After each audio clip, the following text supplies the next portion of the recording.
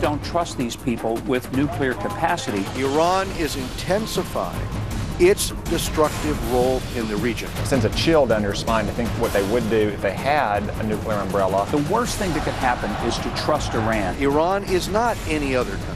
And this is a very bad deal that the president is leading us into. You don't do business with people like that.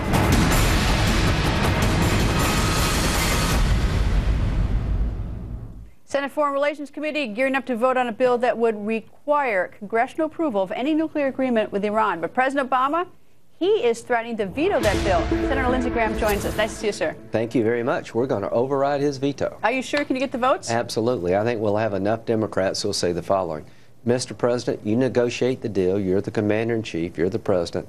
But when it comes to lifting congressional sanctions that we've created with 100-0 vote, we're going to have a say before you lift those congressional sanctions. All right, so when this bill, this Corker bill, I think it's next week, is going to get voted on it. It may slip a little bit because they're asking to the end of the month to finish the framework agreement. Okay, what takes so long to write these things? Well, I mean, really? When you're chasing the Iranians around, and trying to get a deal at all costs. Oh, you mean the framework of the... well, the Iranians are dragging this out. Why wouldn't they? But what impact does that have on your bill?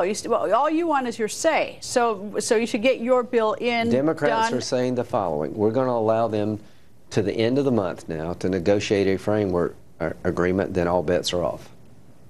Okay, but I mean, I still don't get it. I still don't get why you can't just get your bill done in the event that there is a deal struck. The president knows the rules. Democrats are saying that voting on a bill, even reviewing it after the fact, would be disruptive. They've bought into what the president's saying. But here's the good news. At the end of March, all bets are off. Congress will take up legislation to review any deal with Iran before we relieve congressional sanctions. And here's what the president needs to understand. If you go to the UN Security Council and you try to bypass the Congress to get this deal approved by the UN Security Council but not come to your own Congress, then you're going to risk Congress cutting off money to the United Nations. All right, well, okay.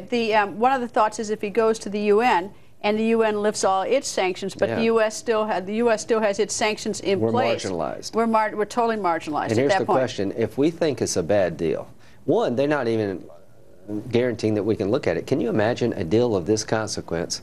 And they don't want to share it with their own Congress. How about sharing it with the American people? Well, they're sharing it with every other person in the Mideast. But here's the deal. If they try to go to the UN Security Council and bypass us and leave us as the last guy standing, then there'll be a violent reaction against the United Nations. 22% of the funding for the United Nations comes from the American taxpayer, and I'm in charge of that account.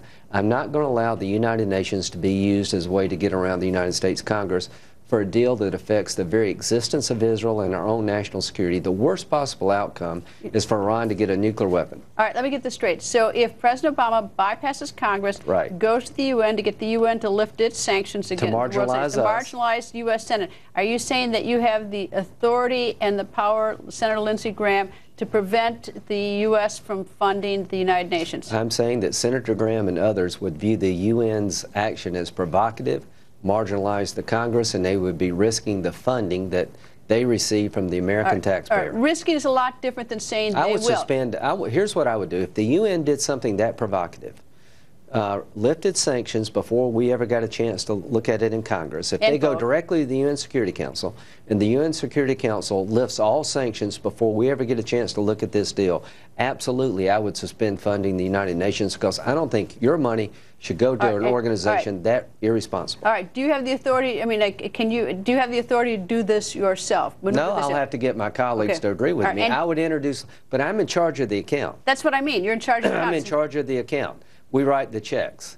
And what I would do in that event is try to write into the bill that I'm in charge of suspension of aid to the funding to the United Nations if they do something that provocative. Any doubt in your mind that you would do everything you could to cut off funding for the UN if the president did that?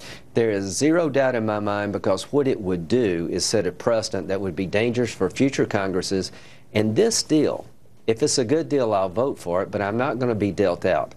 They're about to make a mistake for the ages. In my view, when he drew the red line in Syria and did nothing about it, the Iranians are not taking him serious. And we started with dismantling their program as the goal. Now we're locking in a program that can be broken out in a year. We've changed the goal.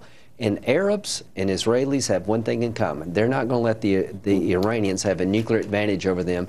The president's about to start a nuclear arms race in the Mideast if he doesn't watch it. Senator, thank you. Thank you.